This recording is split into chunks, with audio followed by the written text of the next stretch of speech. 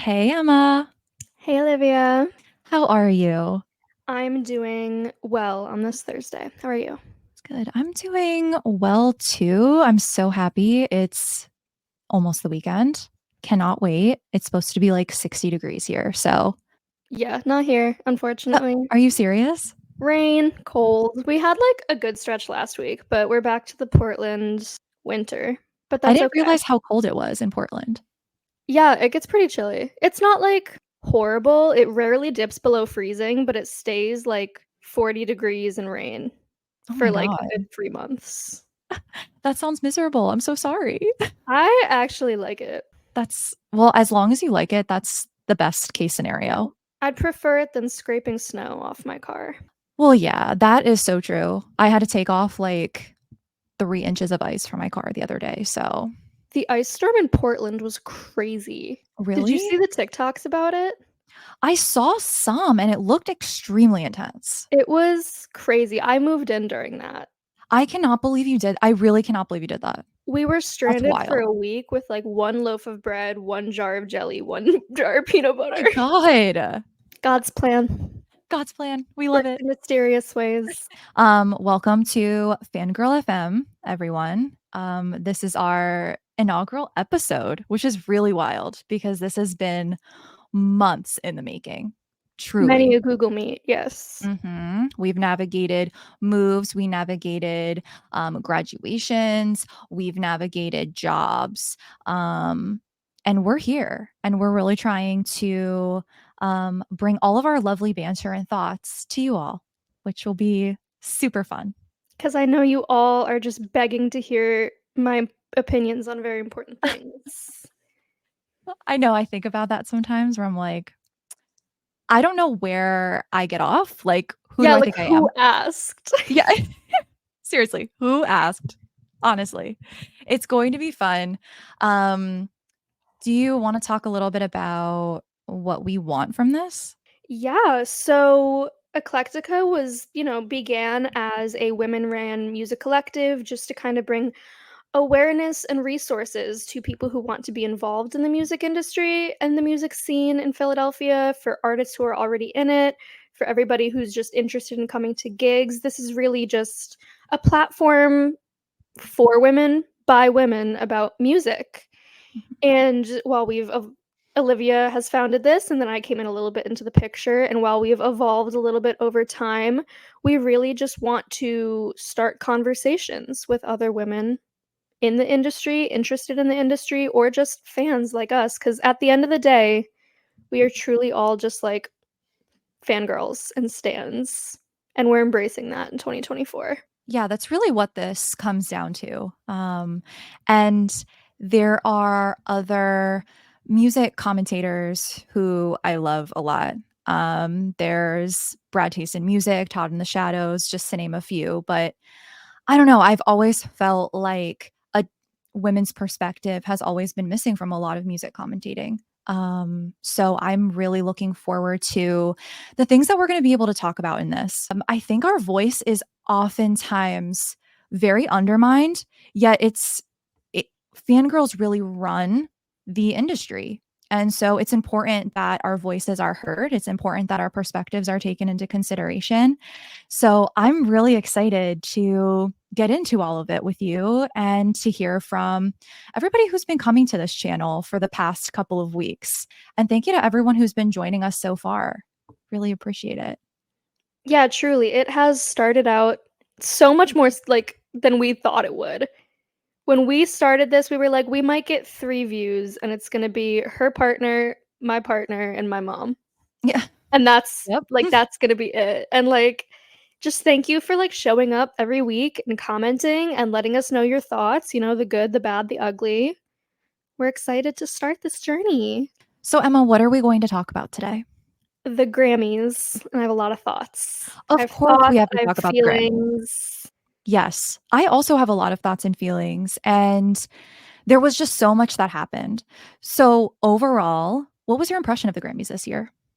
I thought this Grammys, and we'll get into more of this point later, but the Grammys have always defended their voting by saying, well, this is not about, the popularity and the charts. This is about the actual music and what music experts think.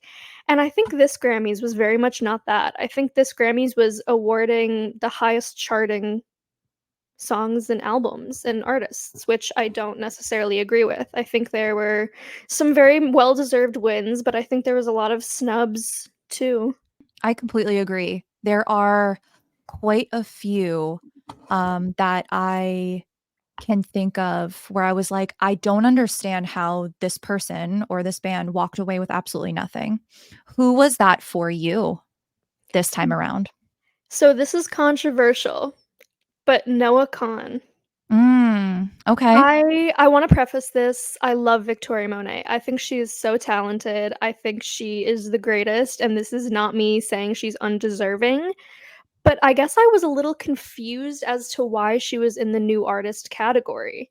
'Cause Mhm. I've known Victoria Monet. We've Yeah. all known Victoria Monet. Victoria Monet is Ariana Grande, and Victoria Monet, has had songs charting on the Billboard Top 100 in 2018.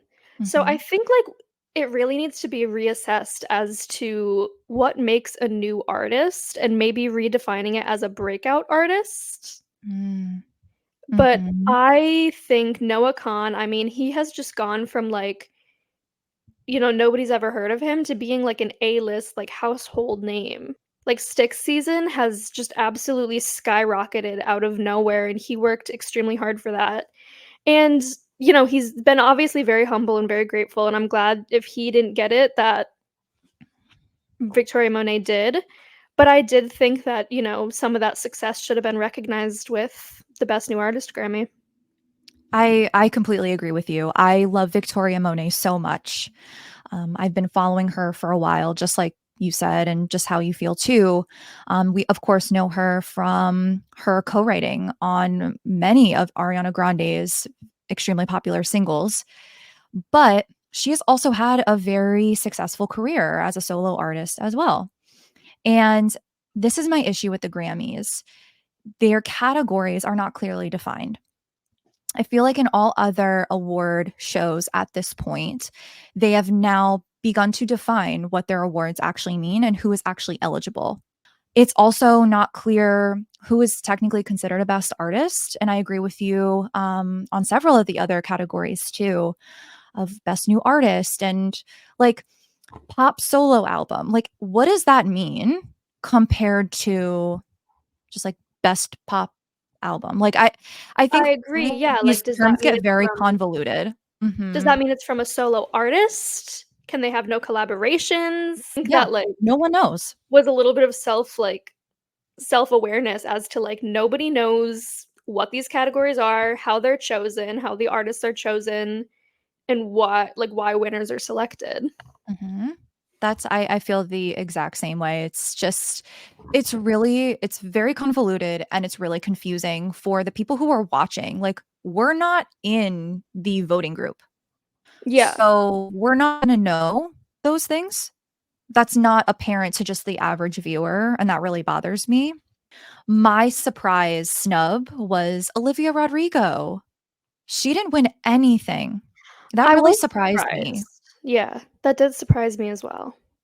I thought Guts was a fantastic album. I mean, I really liked Sour, but I think Guts was a more mature and better produced record despite some of the very bratty type songs. I mean, she really has been able to hone in on her style, which I think just shows her maturity as an artist.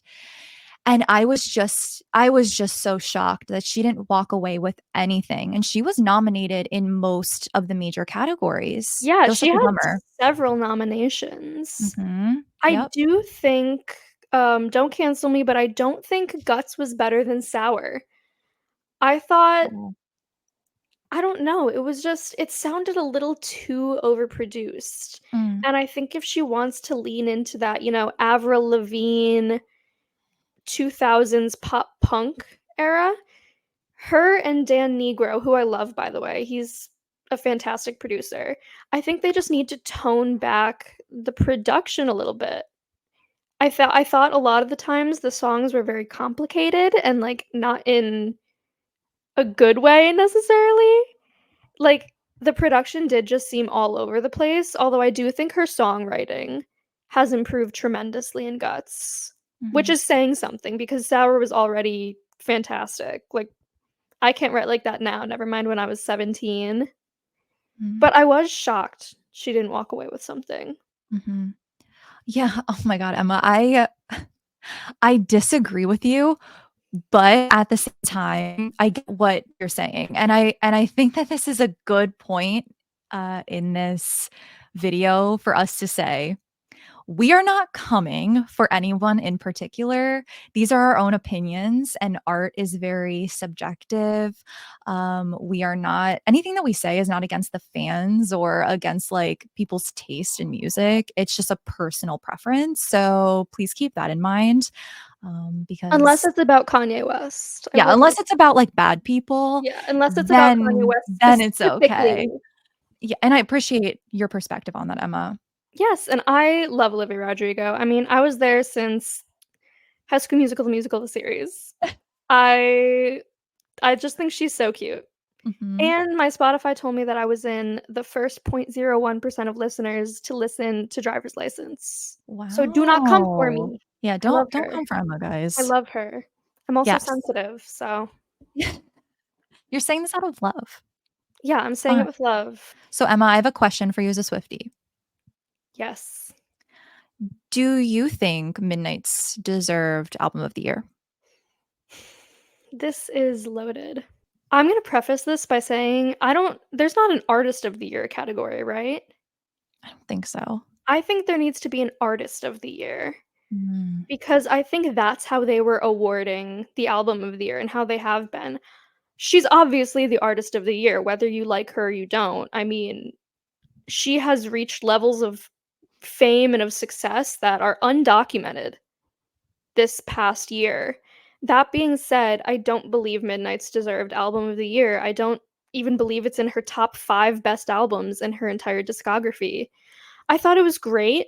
I thought it was a great maturation of her songwriting and a good blending of the complicated lyrics that we're getting in Folklore and Evermore and the synth pop and, calling back roots to 1989 with a lot of the production.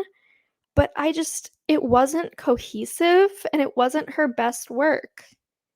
She has better, and I believe personally that Boy Genius deserved that, or even Lana. I agree because you can't tell. I I don't consider myself a Swiftie. However, I like a lot of her music, and I do really respect her as a business person, as a woman. I think the work that she has done is just, like, insane. Like, the impact that she has had on women and queer people, and even just society in general, is just completely unprecedented and something that we've never really experienced before. So I really respect her. I did not listen to Midnights. I'm familiar with a few of the songs, just from it being out there, but I did not listen to Midnights. So, with that in mind, it was obviously I couldn't say, "Oh, this is, this deserves album of the year." However, I'm a huge Boy Genius fan. I'm even wearing my sweatshirt today. And I do believe that they probably should have won album of the year. It was interesting that they were also put in the alternative record of the year or whatever category. What did you think about that? I think when people don't know how to if something's not upbeat, then they don't feel like they can classify it as pop, and if there's not a lot of guitar and drum, they don't feel like they can classify it as rock. So everything that doesn't fit in those 2 categories gets shoved into alternative. That is so true. Because we really don't know how to assess pop other than are you on the charts and is it upbeat? Is that something that's gonna be stuck in my head when I'm, walking Yeah, around, which is ridiculous because not all pop is upbeat, but Right. Right, exactly. that's just how we think of it as. Mhm, yep. This Grammys was the best Grammys in a few years. I just thought the production from start to finish was super solid, and the live acts that they had were I was, like, sobbing the whole time. Their performances were amazing, as always. Truly special. I mean, Fast Car, I've been watching that clip specifically multiple times this week. I Multiple times. There were tears in my eyes. For those of you that don't know, Tracy Chapman has been MIA for years in the music industry. Yep. She paid her dues, she did what she wrote amazing songs, and she took her bag and she left, which was good for her, everybody respected that. And then out of nowhere, she never allows anybody to professionally cover her songs. And then Luke Combs was allowed to professionally cover Fast Car. And I'm just gonna start this off by saying I'm not a huge country fan. I don't necessarily listen to Luke Combs's, like, solo music or his personal music, but I do really respect the role that he and a lot of other country artists are playing in country right now, which is separating it from, like, that patriotic, Republican, fits in a box, pandering, basically pop music. Mhm. So, Luke Combs was allowed to record this cover, which was unheard of, and he did not change the pronouns in it, which, was very, like, heartwarming to see. And then seeing Tracy, like, Chapman come on stage was just I don't think anybody was expecting that, and you can see he had such admiration and gratefulness in his eyes, and she has aged beautifully. Yeah. Her voice is stunning. That song is just it's so important. It's iconic, and yeah, I just thought that whole performance was fantastic. I think they brought back we'll get into Joni Mitchell later, but, like, Mhm. having Tracy Chapman and Joni Mitchell at the Grammys, when they have long sworn off this kinda stuff in the music industry, makes me really hopeful for a future of a music industry that, like, people don't want to run away from once they, have done what they wanted to do. Mhm. Yeah, it was just magical. It was beautiful. It's one of those performances that you cannot forget. I mean, every year, I feel like the standards have been set so high this year that, like, I don't know what they're gonna do next Yeah, year. how are they gonna top it I next don't year? know how you're gonna top that. Um, and yeah, I agree with you that I'm not a huge country music fan. I did go through a country music phase in high school, as a lot of people did, and there are things that I like about country music. Really wonder how Luke Combs ended up being able to actually cover Fast Car. I'm super curious about how that went down. And you could just tell he was so starstruck. Like, it was so cute. But not only that, it was just really nice to see a Black woman A who black has lesbian been, woman. yeah, be able to finally get her flowers on this song. I was really worried at first that Luke Combs, even when prior when he released Fast Car, I was really worried he was going to take the credit of the song and not mention her often. So I was surprised when he covered it, and I really was not sure if he was actually going to acknowledge Tracy's influence on him and how the song even came about to him covering it. It was just really nice to see him praise her as much as he did in that video that they came out with prior to them coming on stage. And he has really made an effort since that song has come out to consistently reference her and to make sure people know that this is Tracy Chapman's song. And I just think that's really special. And you don't see that a lot. You really don't see that a lot. Yeah, agreed. I think that's why I do like him even though I don't necessarily like his music. I just think he's, so respectful and kind and, exhibits a lot of the traits that we don't necessarily always associate with country music, at least historically, but that we now are starting to, now that more artists like him and Tyler Childers and Jelly Roll, who Mhm. was nominated for Best New Artist, exhibit. Also, not to get too off topic, but I saw a video of Jelly Roll speaking to Congress about, like, fentanyl the other day, Really? and I didn't know his game. I I didn't know respect this about him. him. Does he I have, didn't like, a connection Was he So did he he went used to be an addict? I think he went to jail. Like, I think he Oh. was a convicted felon. Oh, shit. Yeah, that's at least what he said in his little, like, speech to Congress.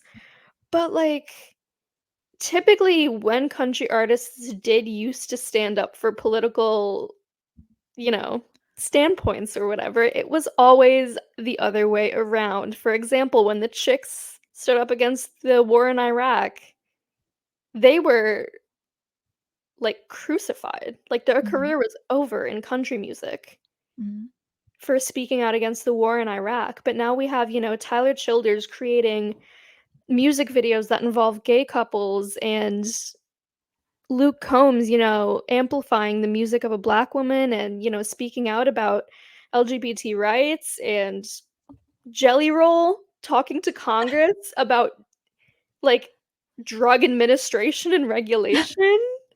Like, I feel like we're really going back into an era of country music, like, that is similar to the beginning of country with Johnny Cash and in the Appalachians, and it started out as a rebellion movement, and I think we're full circling back to that, and I'm very excited to mm. see what's in that.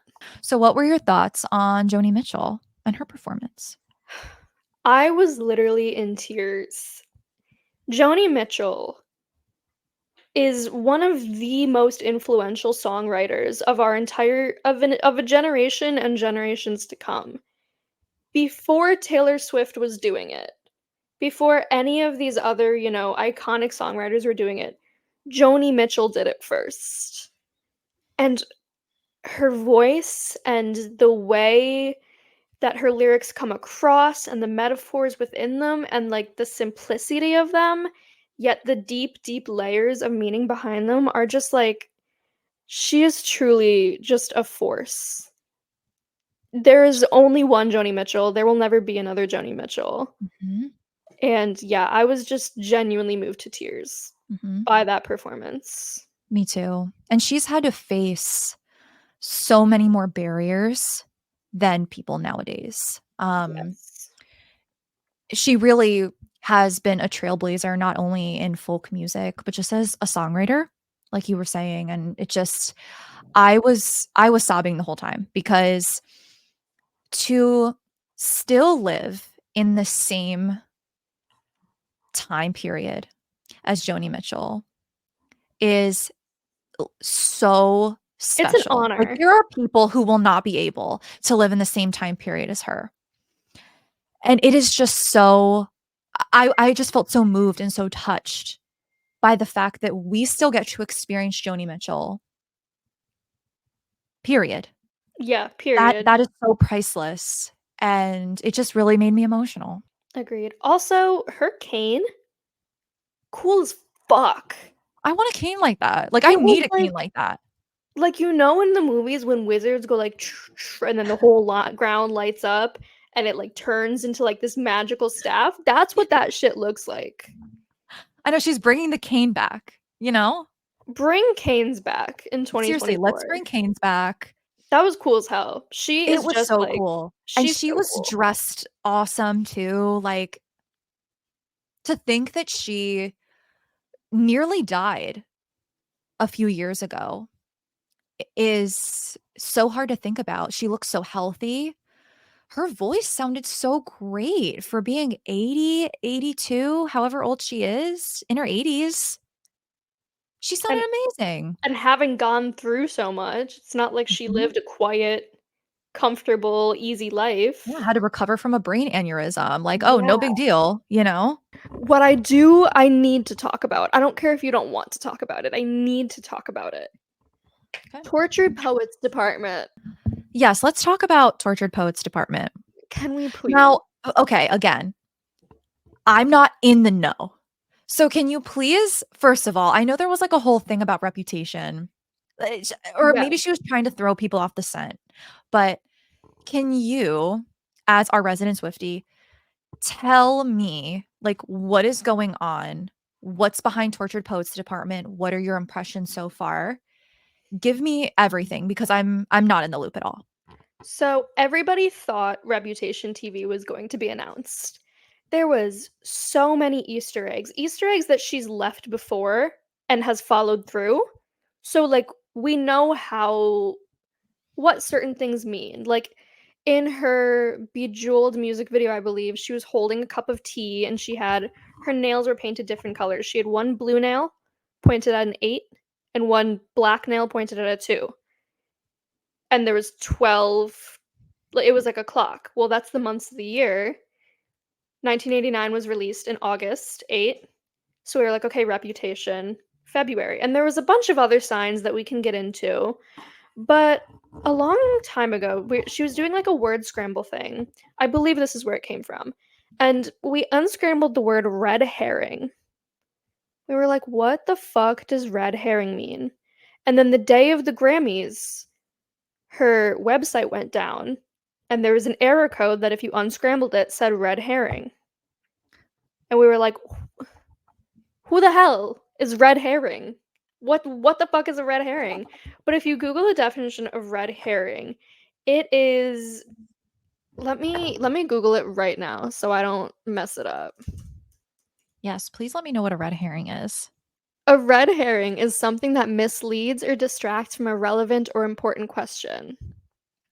It may Mm. either be a logical fallacy or a literary device that leads readers or audiences towards a false conclusion. We found this and we were like, okay, like Reputation, like how like Reputation is being announced, right? Like I don't know how this fits in the puzzle, but I'm sure it does. Well, Reputation was the red herring. She changed her profile picture black and white. All of her friends changed their profile pictures black and white. She led everybody to come to the false conclusion that Reputation TV was coming out, just to smack us with the Tortured Poets department. And I think she did that because, like, people are getting so obsessed with picking apart everything in her life and in her music to try to find these Easter eggs because they just feel like they have a right to know everything about an album the second, like, before it's even announced. Like, I feel Mm. like they've low-key taken the fun out of it. Like, everybody needs to Really? know when it's going to be announced, what it is, what the songs are, what the songs are gonna sound like, what the aesthetic is, who it's about, when she wrote it, why she wrote it, and I'm like, that takes all the fun out. Part of the Mm. fun is the mystery. Taylor liked to leave these Easter eggs for, like, dedicated fans to be like, "Oh my god, I wonder what that means," or she'd put capital letters randomly, like, in sentences in the CD liner notes, and they'd spell out, like, "Adam. Oh, this song is about Adam." But now people are, like, getting crazy with it, and they're Like a finding out game. everything she's gonna do before she does it. Mm. So I think she did this intentionally because she was like, "I want to actually surprise them." 'Cause 1989, when the re-release was announced, everybody and their damn mom knew 1989 was gonna be released that night. Mm. And that takes, like, a lot of the fun out to, like, wanna surprise somebody and everyone's already like, "Oh, yeah, we know, we figured it out. We did all this digging, and we found out." Yeah, it's like you put But so much work behind an album and an album release, and then for people to just try to expose it and get ahead of you on it, that must be very debilitating, especially for Taylor because she has to keep up with that yes. literally 24/7. And it's her fans doing it. It's not, like, media outlets. It's Swifties. Her tracker list for this album was leaked. Oh. It Oh was my leaked by god. somebody on TikTok. Oh, So a day wow. later, she posted the track list herself, but that's really, really disappointing. Because for Yeah, that's Midnights, messed up. we did this fun little game where she'd come on and she'd make TikToks and she would, like, roll a little, like, ball, and we'd have to guess what the name of a song is, and she'd tell you, like, a little bit about the song, and it was revealed, track title at a time, and it was really fun for her. It was really fun for us. But people go and they spoil the surprise because 'cause they're just like, "I need to know everything right now." And so she just posted it on Twitter with just a heart, and I Mm. think that's a real bummer. But they did have one mistake in the track list, and it's kind of like a thing, especially during the Reputation era she was doing this, where she had a lot of sources close to her that were telling the press about her life that she didn't know who it was, so she started telling lies to people. She did a little two truth and a lie. Mm. And whatever lie got out to the press, well, you're cooked. You're caught. So Mhm. there was one mistake in the track list that was posted on TikTok. So, whoever leaked that track list, I hope it was worth it, because like, you're probably cut out of Taylor's life. 2 things that really fascinate me about Taylor is, first, the commodification of Taylor Swift. Yeah. Not even just as a celebrity. I think there's a commodification of celebrities in general, but in the sense that everyone is trying, and not just Swifties, but I feel like people who are trying to capitalize on Taylor's success, even with, Eras Tour tickets and Eras Tour merch and just, like, the shit show that that was. It feels like it's become a game. It's become a game for people, again, not just Swifties, but for people to try to commodify Taylor Swift, to get Agreed. ahead, make money off of her, become viral off of her. Because I feel like, I don't know if you get this impression, but what I heard from you is that, like, the person who determines it first on TikTok or whatever, they get the credit for that. They become viral for figuring this out. That's a really shitty feeling, I'm sure, coming from Taylor and Taylor's team, to constantly be commodified like this. Yes, and have every aspect of your life be a potential Easter egg when you're just having dinner with a friend. Right. Yes. Exactly. It must be, and this goes into my second point about Taylor, which is I feel sad for her sometimes because it's probably very lonely being in her position. You probably don't know who you can trust, obviously. People are trying to expose her still. There are people constantly trying to meddle in your relationship, meddling in your friendships. I mean, I'm not even a Swiftie, and I see articles and posts about Taylor didn't invite Selena Gomez to this and that, and, "Oh, she hasn't seen Blake Lively in 2 months." Like, why is that? Yeah, she It's can't have anything. no. It's all under a magnifying glass. Mhm, And whoever her therapist is, like, Olympic gold medal, mhm. 'cause I would never be able to handle that. It's lonely at the top. Like, Yeah, I respect her so much, and she's achieved such great levels of success, but I also feel sad for her because it's probably super isolating to be at that level of success. and she does it with such, like, class and grace too. Mhm, And she's so grateful for it, and she never comes out and says, "Oh my god, give me privacy," or, "Oh my god, I hate you guys coming like, I hate the paparazzi coming to my house, I hate people doing this," which she would have every right to do.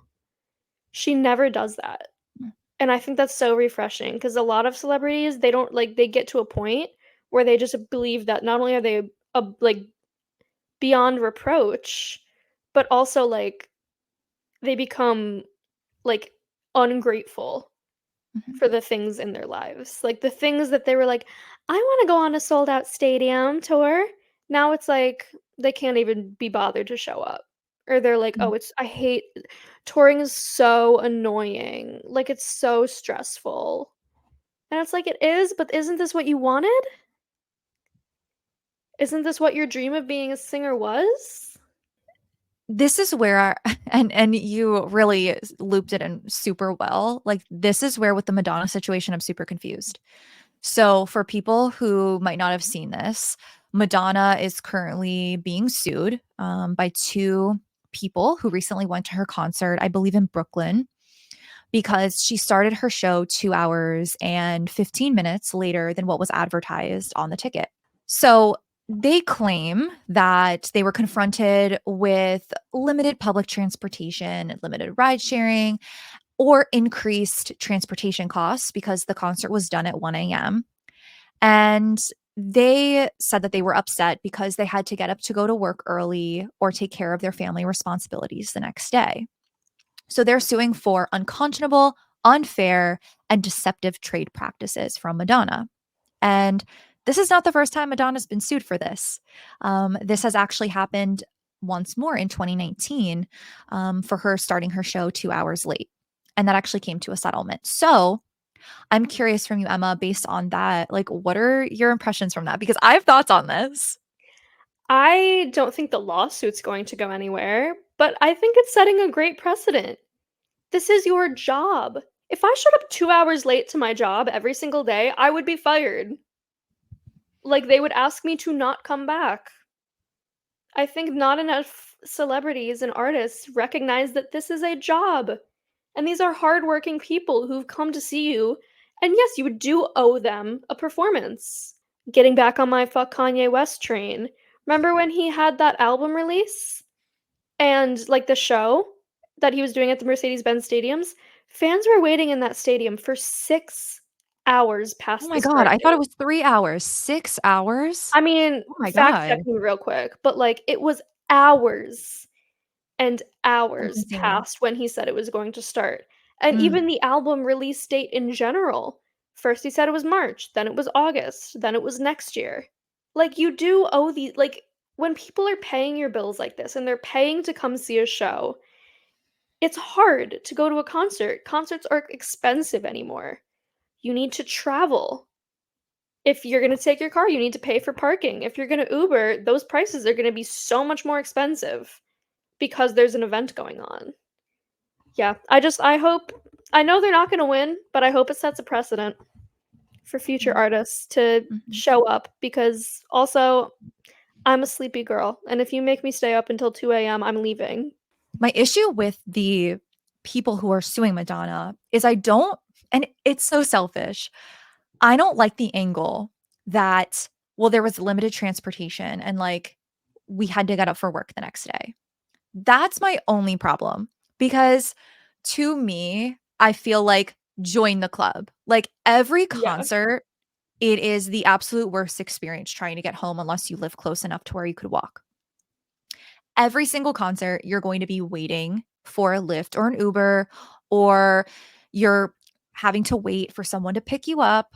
I mean, or you're in traffic if you drove. Like, this is a reality of all concerts. So I'm like, okay, that argument kind of sucks.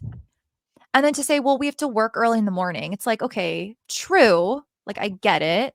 But that's also the risk you take by going to a concert when you have work the next day.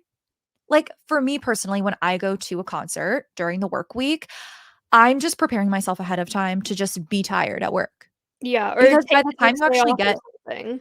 yeah, what they're illuminating to me is there needs to be a better system in place for stadiums in particular to better the ways in which people come in and out and the flow of traffic in general. This is a concern that happens all over the country with huge stadium tours like Madonna, where people are waiting for hours for Lyfts, Ubers to get their car out of a parking lot.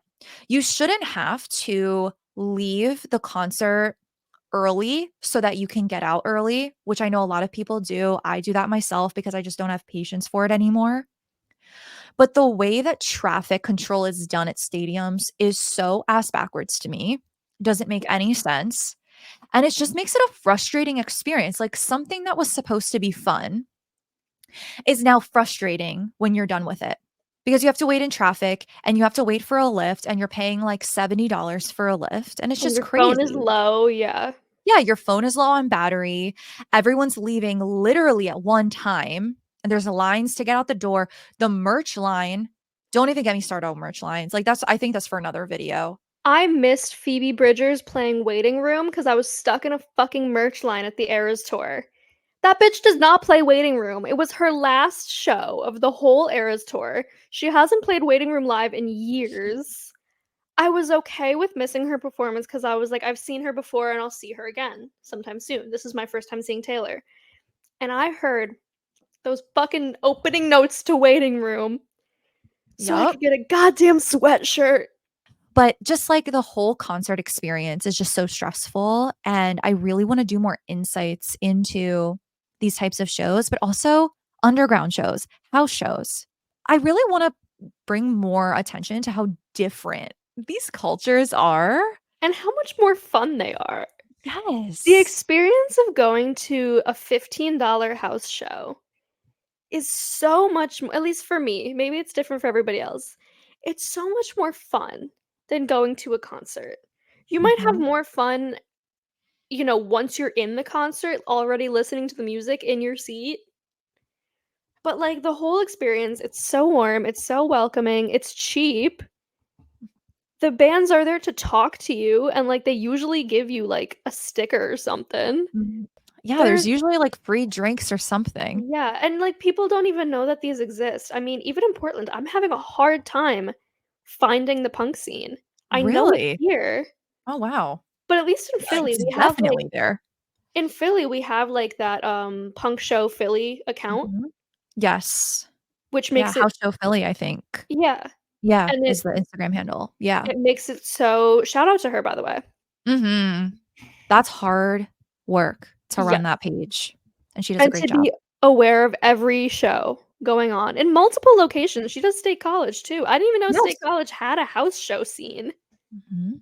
but they do. But yeah, like, there's nothing that simple in Portland. That's a bummer. I know they're That's here. They're weird. Hey, listen, if any of you out there live in Portland and are please, DM for Addy guy, let us know. I will DM you for the Addy. I swear to God. I'm so bored. We need Emma to let us know what it's like in Portland. Yeah, guys, I'm in a It would be knitting vicariously group through her. right now, which shout out to my knitting group. They're all lovely ladies. Aw, But like shout out knitting group. we're but we end by 8 o'clock because 'cause we're all sleepy. And like I need to go out and I need to do something. Portland has no nightlife. Please bring me to the nightlife and the punk scene. Help her out, guys. I have so much love to share. All right, before we wrap up, Emma, what is one song that you've been listening to a lot lately? Can be new, can be old. That's a great question. I have one. I'm gonna name 3 songs. I'm gonna Okay. cheat. I've been listening to "Paul" by Big Thief a lot, Mm. "Saint Jude" by Florence and the Machine, and "Silver Lining" by Mount Joy. Those are my big 3. Mm. I'll add those to my Yeah. list. I'm a Florence Love and the that. Machine sun, Mount Joy moon, Big Thief rising. Mm. Those are my big 3. You said it. My big 3, Bored to Death by Friend. Friend, Slay. obviously, one Shout of out our to favorite Friends. yeah, shout out Friend. One of our absolute favorite Philly bands, who we've worked with before. We love them. This album is so good. Like, they just came out with this full-length record. Bored to Death is probably my favorite song on there, but Icarus is the final song is fantastic. This album is, like, legit good. If you're somebody who is really jonesing for authentic punk music, this is going to be the album for you. It's Dog Eat Dog by Friend, but Bored to Death is such a great song on here. Casey Musgrave's Deeper Well. Slay. Cried. Love Casey Sobbing my eyes Musgraves. out. Yeah, Her new fantastic song. vinyl, like, designs for the vinyls too, go check them out, they're phenomenal. Like, the designs on, like, the albums themselves are phenomenal. My last song is that I've been listening to a lot is Burning Down the House cover by Paramore. Because the fact that they're coming out with a Talking Heads Yes. cover album, tribute album, we've been waiting. That was number 4 on my list. We almost had the same one. I was thinking if I should say it, but I was like, "No, I think I've listened to these other ones, like, a little bit more." I love Paramore, and they're out of their, contract now with Atlantic Yes. That's Records. so exciting. It's great for them. I cannot wait to see I cannot wait to hear this tribute album. More artists need to do tribute albums. I feel like tribute albums get kind of, like, poo-pooed a lot, but they're fun. Come on. And they're a I mean, I know great the way to copyrights hear are a lot, but, you know. Yeah, they're a great way to hear, like, your favorite artist's, like, voice in a song they wouldn't write themselves. Mhm. I could never see Paramore coming out with that themselves, the production, the lyrics, the, like, song, anything. But it was so refreshing and Mhm. nice. And Mhm. Haley Williams, we love you, and if you wanna come on the podcast or be my friend or be my girlfriend, please, I'm free on Thursday. If you wanna hit me up on Thursday when I'm free on Thursday, let's do something on Thursday. We love you, girly. Okay, Emma, thank you so much for this awesome episode. I really love Yes. talking to you and just catching up about Grammys and stuff. We've been saving all of our opinions for I mean, we're at an hour and 15 minutes already, and once I edit it Yeah, down, it'll be, like, a little shorter, but yeah. we had a lot to say, obviously. We'll be back next week. Yeah, talk to you next week about whatever. Bye. Bye.